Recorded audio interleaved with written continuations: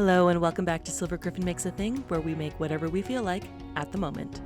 I've got a fun one for you guys today. We're stepping into the immersive world of fantastic roleplay and collaborative storytelling that is Dungeons & Dragons. D&D is but one of many role-playing games, but it's probably the single most famous one. You get together with a group of friends, build characters using your imaginations and the framework of stats and abilities outlined by the rules, then send them off together under the guidance of the Dungeon Master. Together you go on adventures, fight monsters, and hopefully save the day, depending on how finicky your dice rolls are. I've been playing some form of D&D or a homemade D&D light system on and off for years. My first video for this series was even a dice box for my roommate. In the past, I primarily played paladins or rangers because I enjoyed the mix of martial combat and spell slinging these classes could provide. But more recently, I've become enamored, nay, obsessed, with one class in particular. The Artificer. Where the paladin is a paragon of hope, dedication, and justice, the ranger is a canny, woods-wise guardian, the wizard is the ultimate spellslinger, the fighter a pinnacle of martial prowess, the rogue a cunning master of trickery, the artificer is about one thing and one thing only: mad science. Well, technically it's about making really cool things: armor, weaponry, cool robot pets, potions, magic items, etc. But we all know it's really about the mad science. Lately, one of my favorite characters to play has been Keahi, a half-dragon, half-elf artificer who draws a lot of inspiration from Mandalorian culture. She likes tinkering with her armor, bright colors, and varying degrees of chaos and explosions. She's kinda what you'd get if you rolled all the Mythbusters into one, hopped them up on Monster Energy drinks, and then sent them out into the field in an Iron Man suit. I think I did okay! She's a blast to play, and she's going to be fun to make. As a special bonus, this doll is a collaboration with Deanna from Middle Rabbit Dolls. She made a super adorable Dungeon Master character over on her channel that you absolutely ought to check out. And while you're there, check out her other videos because she's amazingly talented. I'll have a link to her channel in the descriptions, so pop over and give her a subscribe. She's super sweet and she's been a great friend to my channel as we've gone on our doll making journeys. Let's get started. As a base for this doll, I'll be using Howleen Wolf from the Monster High line. She's got just the right face sculpt for how I imagine Keahi, and she has the little sister body type. Keahi is very much a tiny terror sort of character, and using Howleen as a base will let me start introducing more diversity into my doll lineup. Deanna used a Claudine doll as the base for her Dungeon Master Mia, which I thought was an adorable bit of coincidence, since Claudine is Howleen's big sister. Guys, this was absolutely not planned, but I love it so much. Howleen has these flexed claw hands which, while cute, are not quite what I want. So it's time for another hand transplant. Fortunately, I have another set of clawed hands to, hand. Back when I made Vato the Selkie, I swapped out Rochelle Goyle's clawed hands for Laguna Blue's webbed ones. Rochelle's will be perfect for Keahi, so sorry Laguna, it's time for another hand transplant.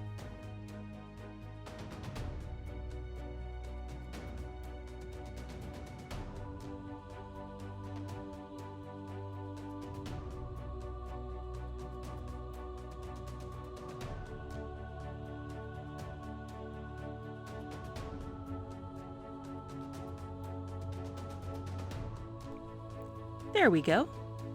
No, wait, it helps to put the hands on the correct sides. Yeah, that's better.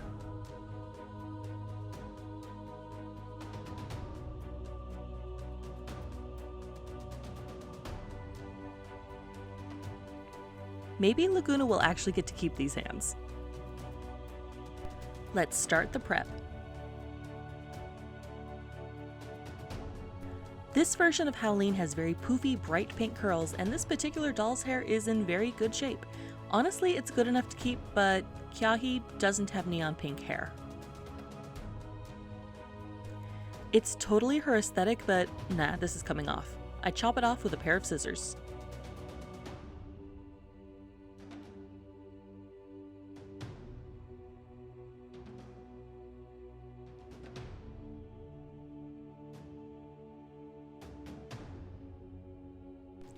I remove her head after soaking it in boiling water and using the leftover water to make tea. Like most people, I don't function well without caffeine, and my poison of choice is a good, strong black tea. What's your favorite kind of tea?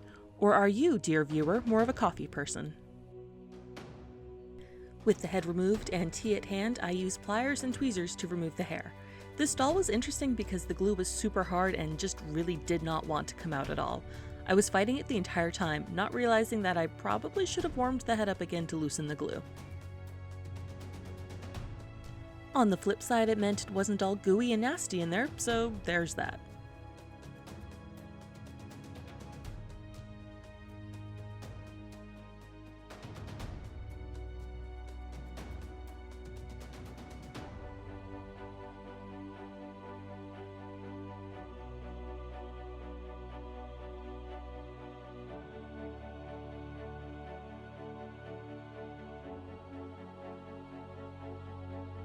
I actually really like Howleen's one floppy ear.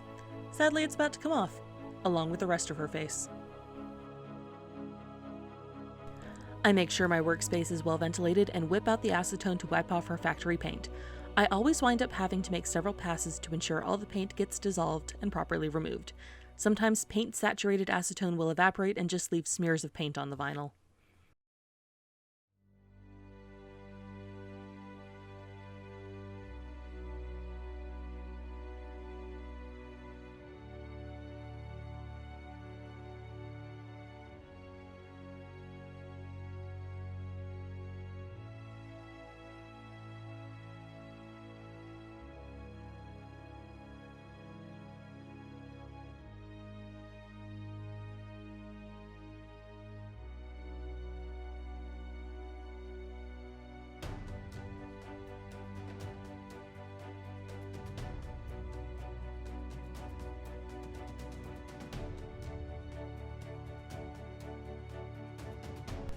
Off come the ears. Don't worry, she'll get new ones soon.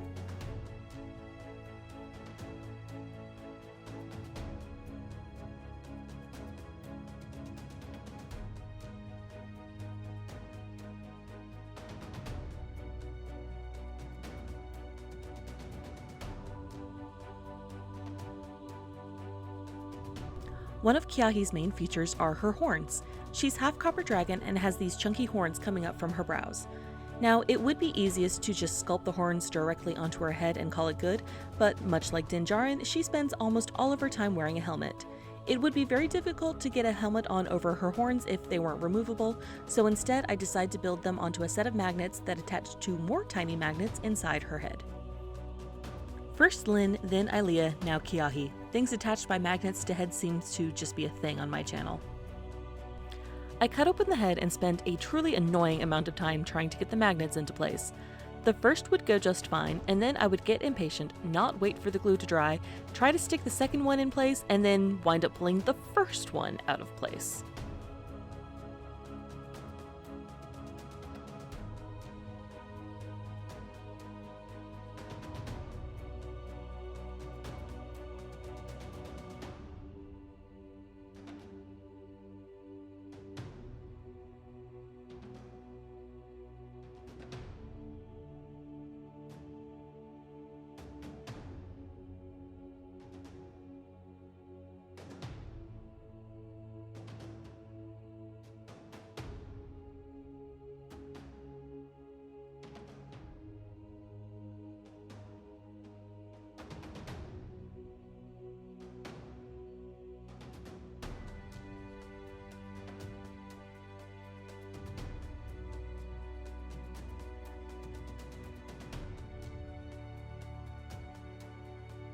With the magnets finally secured, I cover the face with some plastic wrap to protect it from the glue and glue some armatures of twisted jewelry wire to the outside magnets.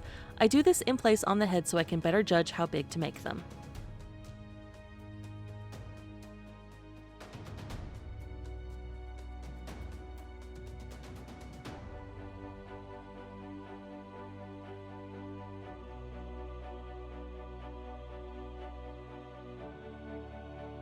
I first bulk up the wire with a bit of foil, then add a layer of Model Magic air dry clay to give the horn some initial shape and bulk. The Model Magic is lighter than Apoxie Sculpt and a lot less expensive, so it's a good initial base for things like horns.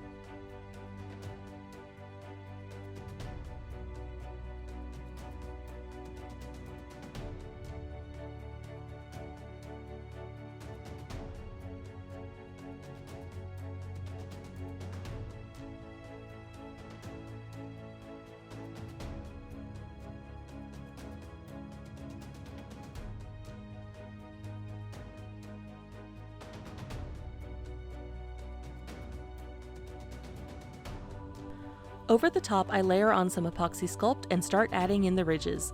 I take small strips of the epoxy and wrap them around the basic form, flattening the edge pointing towards the base of the horn and laying another piece over it to make it look like the sections overlap. The sections get wider the closer to the base of the horns they go, and I'm careful to make sure that each horn has the same number of segments. Later, when the epoxy is partly cured, I go back in and add texture to each section. I etch in little lines and I deliberately carve in chips at the edges of some segments to make them look more organic and beat up.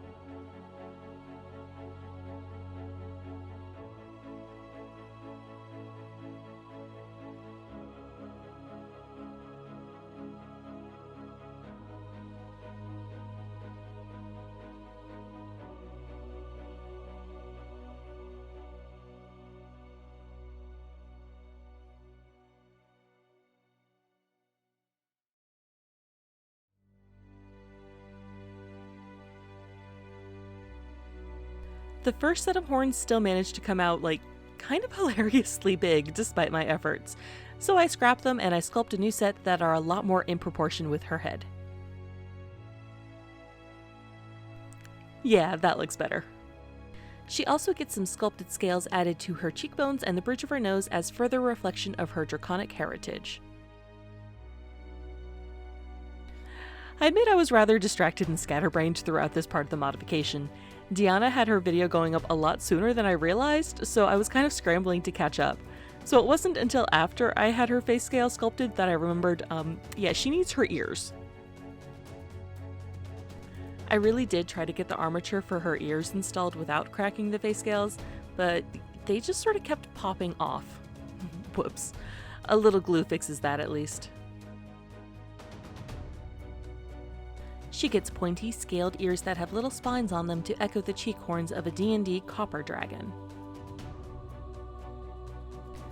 Classically, D&D has 10 different species of true dragons, the evil aligned chromatic dragons that come in red, black, green, blue, and white, and the good aligned metallic dragons, which are gold, silver, copper, bronze, and brass. Each type generally has its own alignment and basic personality template. Red dragons are modeled after your typical European ravaging fire breather, gold dragons are more modeled off of the wise, benevolent dragons of Eastern mythology, and so forth. Copper dragons are the pranksters of dragonkind, creating elaborate traps and practical jokes to defend their lairs, and being inclined to engage travelers in witty dialogue. Personality-wise, they're one of my favorite types of dragon.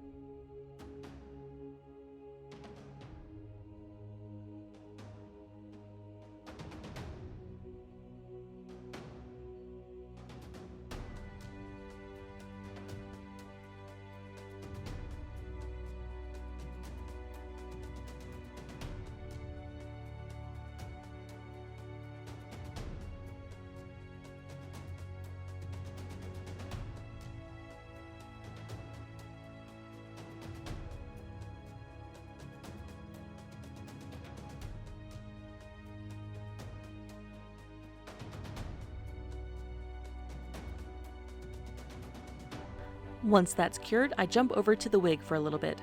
While Keahi does spend most of her time fully armored and wearing a helmet, I knew I wanted a super cute face-up for my doll, so she was going to need her hair. Keahi has this wild mass of thick black curls, and if I don't want her to have the most epic helmet hair known to PC kind, that means a wig. I make a wig cap out of a bit of muslin and some Modge Podge, then trim it to shape, leaving room for her ears and horns.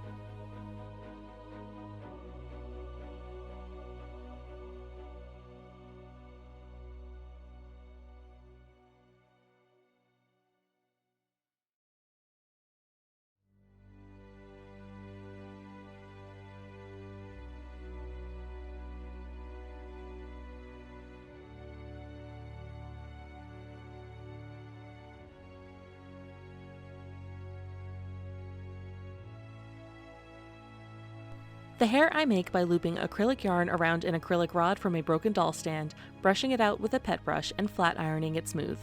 Then I lay each chunk out on a piece of cardboard wrapped in plastic wrap and glue the ends down with some Elmer's glue all.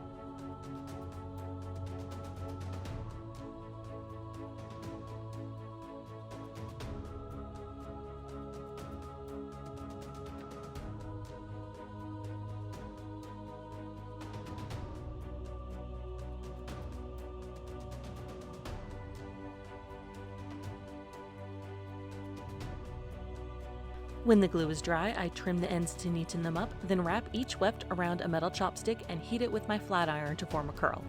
I use wefts of different widths to get different amounts of curliness, some tighter, some looser, for a bit of variety in texture.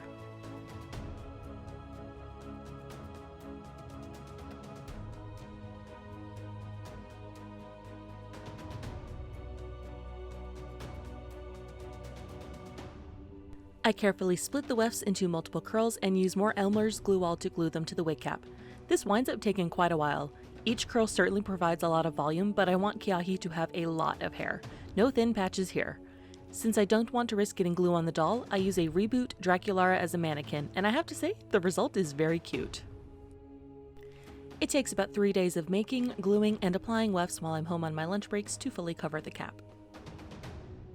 Before moving on to blushing, I give the sculpted modifications and horns a paint job. I use burnt sienna and red oxide paint for the base color because I want these scaly bits to look like copper.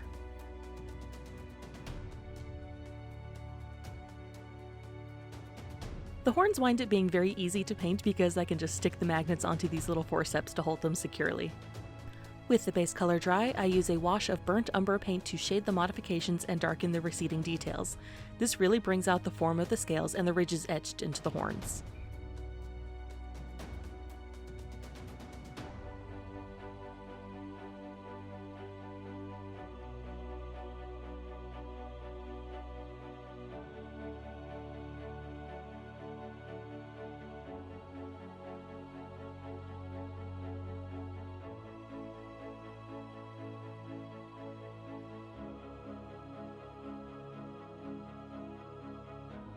In between coats on the modifications, I paint her hands with some vivid fluorescent paint to make her gloves.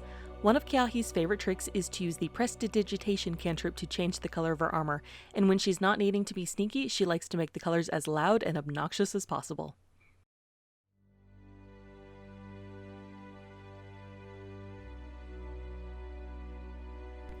The fluorescent paints are really transparent and need a lot of coats to build up a good color, so I swap between them and the scales.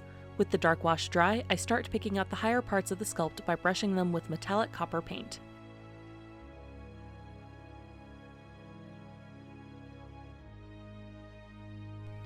After that, I use various shades of turquoise to paint the edges of each ridge. This is meant to look like the patina of verdigris, the blue-green oxidized layer that forms on top of copper and copper alloys when it's exposed to air or seawater.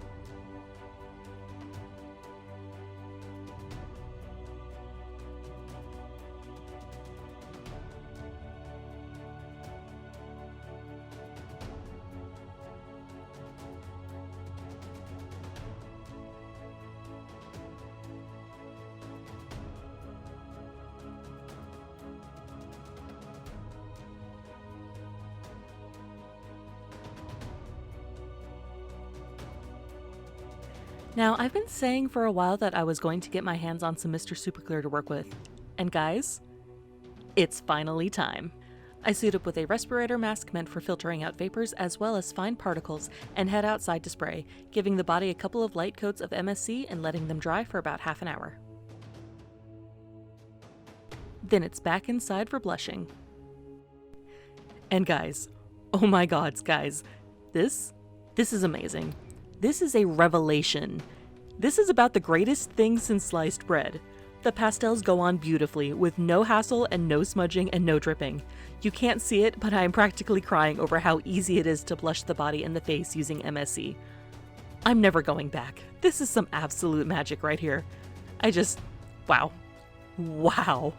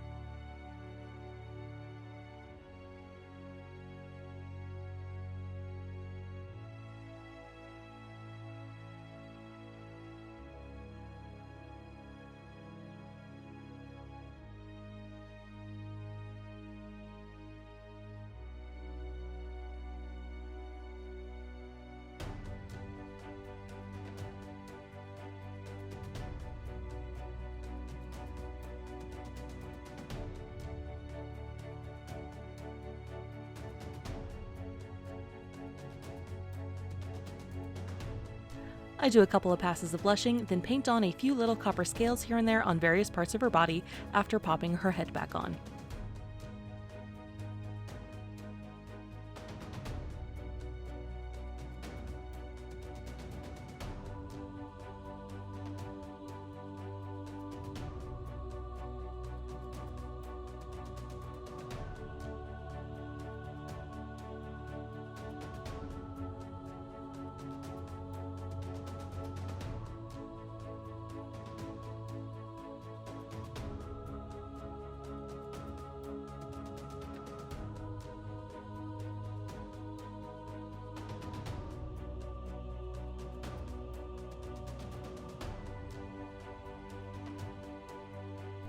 Then it's on to watercolor pencils.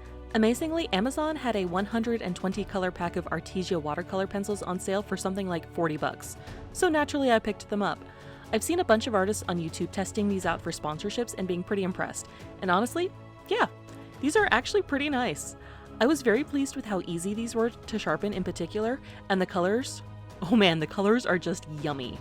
The only pencil I really had an issue with was the white, and that just didn't really want to apply to the eyes for some reason. But no worries, there's still paint.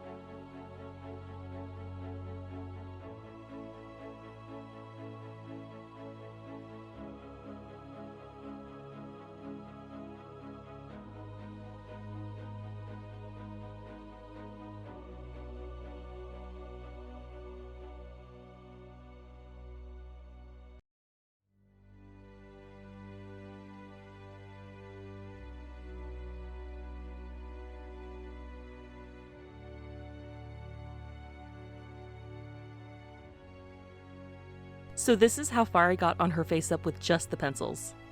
Yeah, I think I'm in love. With the pencils done, I refine the face details with paint. I add more depth and saturation to the eyes, giving her little copper rims around turquoise irises, and clean up some of the mess I made when painting her face scales. Really teeny brushes help add more detail to her lips, lashes, and eyebrows.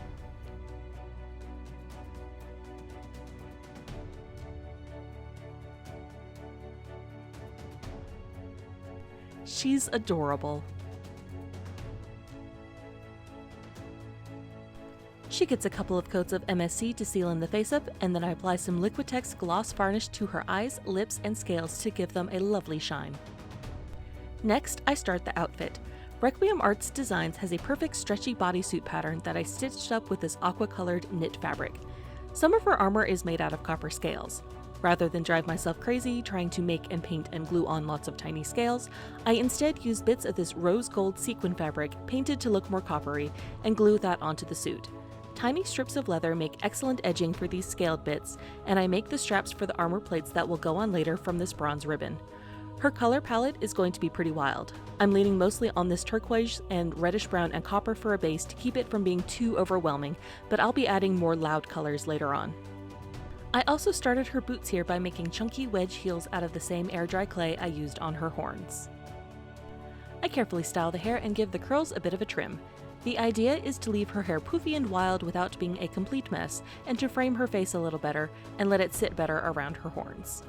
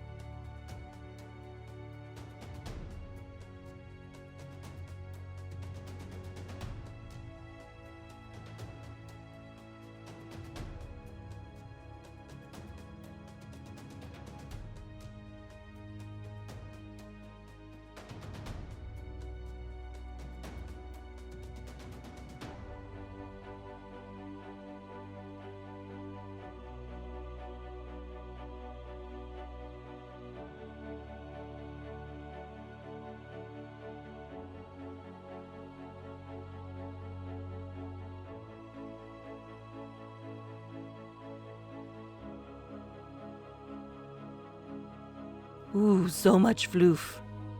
Now it's onto the armor. I use craft foam to cut out pieces in the shape I need and shape them by heating the pieces over a candle flame. This process requires a lot of care so you don't burn your fingers, either in the hot air rising from the flame or from the hot foam itself.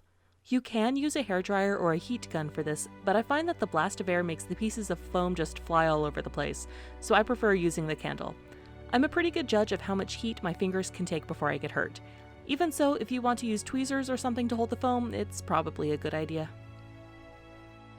It is a nice excuse to whip out the first pumpkin spice candle of the season, though.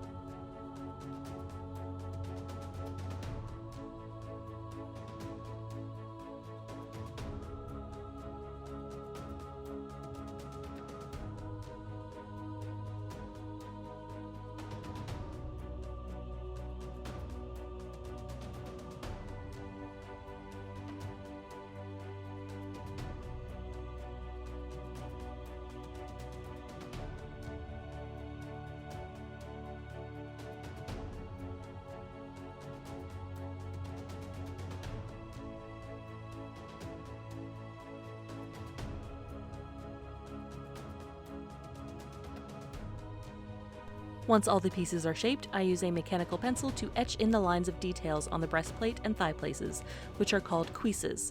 Later, I'll paint the creases to make them look like they are formed from overlapping dragon scales.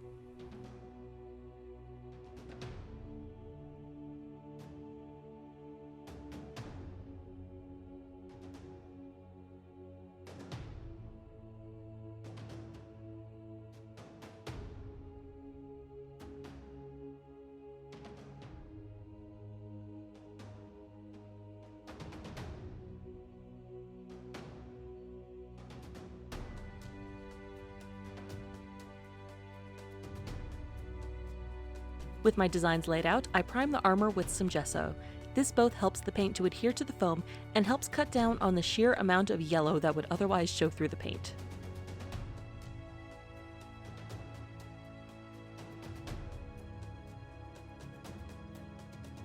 Then I get to painting.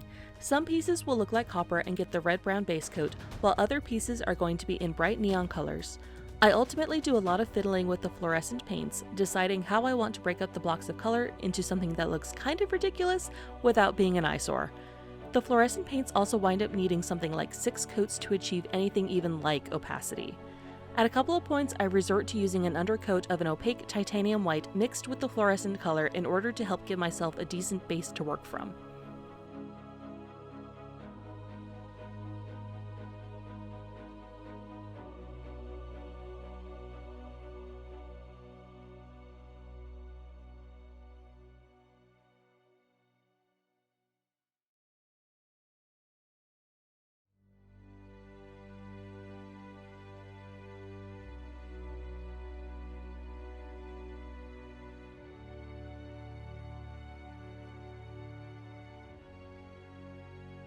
After I get base colors down that I like, I scratch and nick the foam to create battle damage, then use a wash of burnt umber or dark gray to pick out the texture. This helps makes the armor look used and lived in rather than new and shiny. Keahi takes care of her armor, but a little dirt and some scratches are inevitable when you're out adventuring.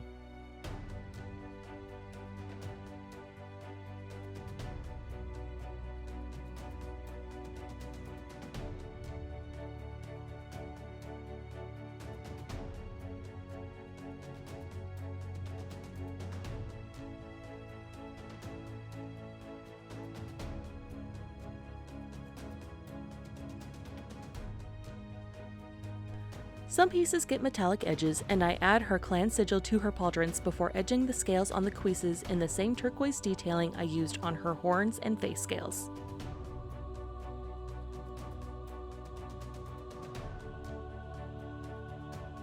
Once I am content with the color, grime, and general wear and tear, I seal the armor pieces with some Liquitex satin varnish.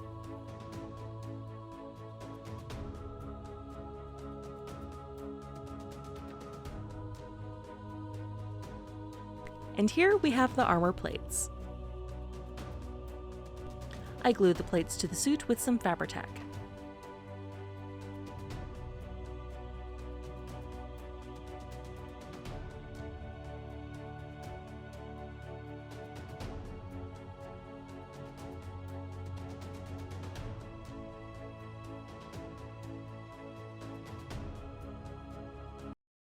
I made her boots, belts, and pouches off-screen using bits of leather. The boots lace up the back with some vividly neon rainbow sock yarn I had in my knitting stash, and honestly, I adore how they came out. I think I'll do a separate tutorial on making them later. The belt has a clasp made from copper wire, and 2 tiny pouches are carefully hand-stitched before attaching them to the belt with more Fabri-Tac. Keahi wouldn't be a half-dragon if she didn't have a penchant for sparkly things. I have some small Swarovski crystals in my supplies that I add to her gauntlets, breastplate, and belt pouches to give her a bit of sparkle. I also tend to envision her Artificer being powered by magic stored in crystals and gems, so at least some of these are the focuses for the magic that powers her armor. I tried a new technique for the helmet. I covered my mannequin doll's head in a rough helmet shape of foil, then laid over bits of muslin and Modge Podged them in place. Once that dried, I sketched out some seam lines and cut it up so it could lay flat. It's a bit like using masking tape to help design a pattern for doll clothing. From here, I could cut out the flat pieces of foam and fold and glue them together into a helmet shape before using more air-dry clay to sculpt the dragon-inspired visor. The circular holes at the top are where her horns fit in. I'm not super thrilled with it, honestly, but by this point Deanna had her half of the collaboration posted for like a week, and I just really wanted to get it done. So I rolled with it. I can always make a better one later. While I was at it, I made a bow out of wire with craft foam glued atop it. I added details with hot glue, then painted it and added leather wrapping to the grip, copper wire detailing, and some more Swarovski crystals. Keahi is primarily an archer, using magical infusions on her bow to make it more useful in combat. Don't worry guys, the interference paints got used on the bow for the gold details. I actually have to order more. I recently went through and tossed my dried up and old paints and haven't gotten a chance to restock on my special colors yet.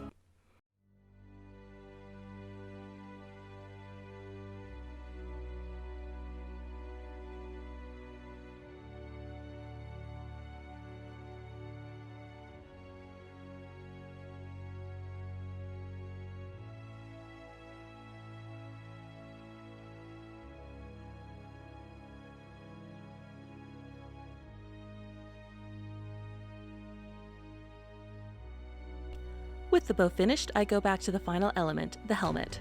I swear, this helmet took about 7 coats of paint before I was satisfied with it, but that's the last part of this customization.